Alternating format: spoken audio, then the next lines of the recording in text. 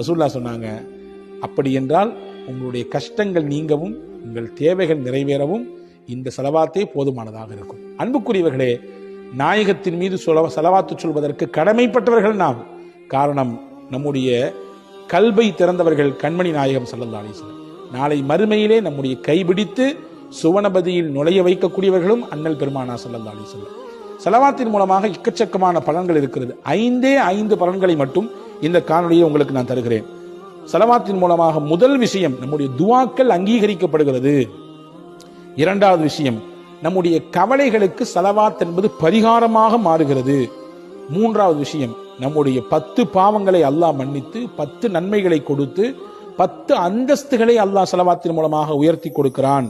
நாலாவது விஷயம், நம்முடைய தேவைகளை நிறைவேற்றி நம்முடைய வறுமைகளை போக்கித் தருகிறான் ஸலவாத்தின் மூலம். ஐந்தாவது முக்கியமான விஷயம், நம்முடைய